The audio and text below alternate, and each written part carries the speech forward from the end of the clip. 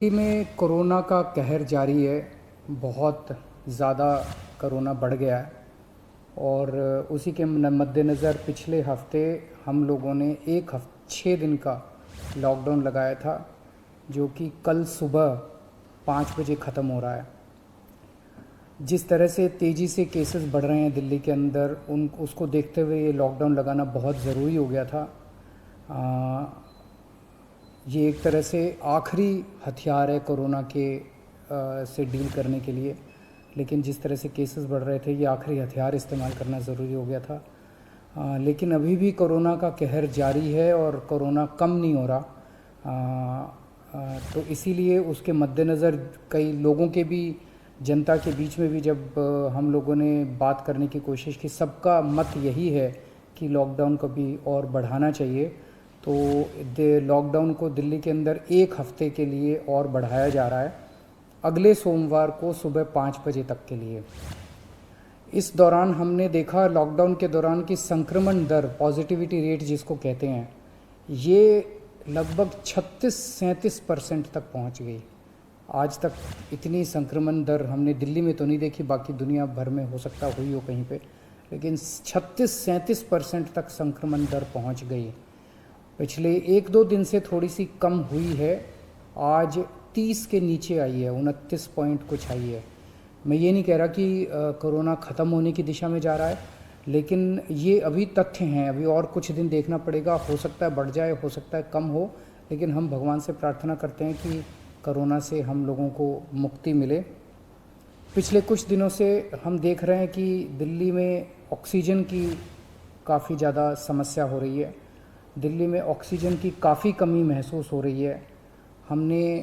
दिल्ली की इस वक्त ज़रूरत 700 टन की है और हमें केंद्र सरकार से 480 टन अलॉट हुई है।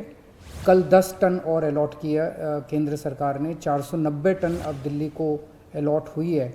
लेकिन ये पूरी अलॉटमेंट भी अभी दिल्ली में नहीं आ रही है, इसका भी काफ़ी कम, एक तरह से कल 330-335 तक ही दिल्ली पहुंची है। तो 700 टन की ज़रूरत है इतने कोरोना की महामारी में, उसके मुकाबले में 330-335 ही पहुंच रही है।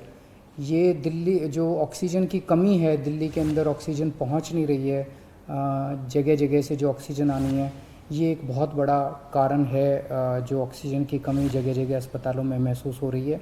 लेकिन हमारे ऑफिसर्स, हमारे सभी मंत्रीगण, हमारे सभी लोग रात रात भर पिछले कुछ दिनों में, जब से ऑक्सीजन की कमी हुई है, एक एक अस्पताल जहाँ जहाँ कमी है वहाँ सप्लायर से, मैन्युफैक्चरर से, ट्रक ड्राइवर से जो लेके आ रहा है उससे फ़ोन कर करके कोशिश कर रहे हैं कि समय पे अस्पताल में पहुँचे।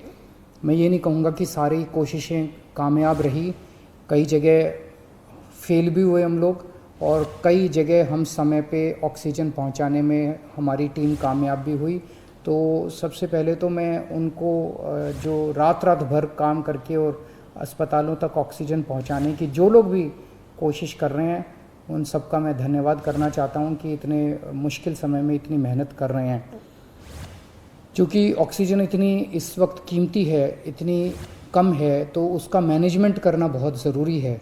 तो उसको मैनेजमेंट करने के लिए भी अब कल से ठोस कदम उठाना चालू किया।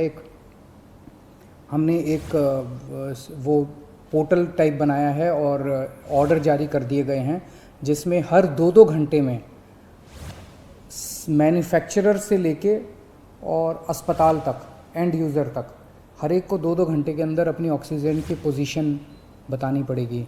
कि मैन्युफैक्चरर को बताना पड़ेगा कि पिछले 2 घंटे के अंदर कितने ट्रक उसके निकले, सप्लायर को बताना पड़ेगा कि कितने ट्रक उसके दिल्ली की तरफ जा रहे हैं, अस्पतालों को बताना पड़ेगा कि पिछले 2 घंटे में कितनी इस्तेमाल हो गई, कितने घंटे की और बच गई।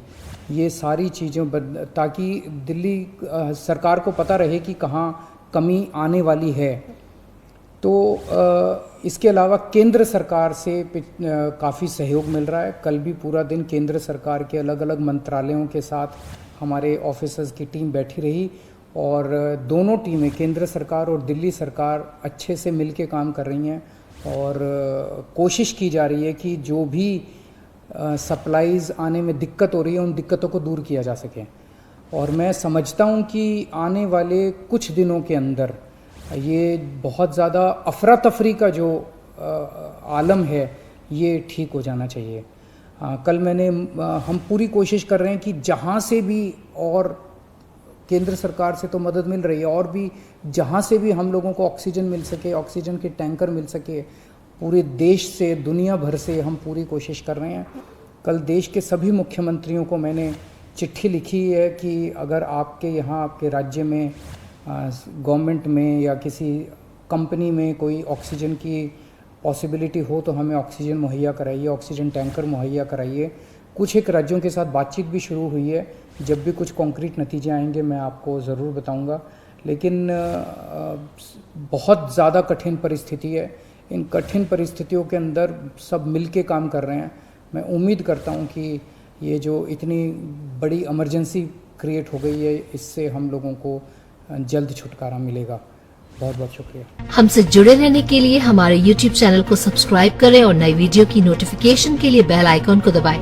अगर आप ये वीडियो Facebook पर देख रहे हैं तो लाइक जरूर करें और ज्यादा से ज्यादा शेयर करें। धन्यवाद।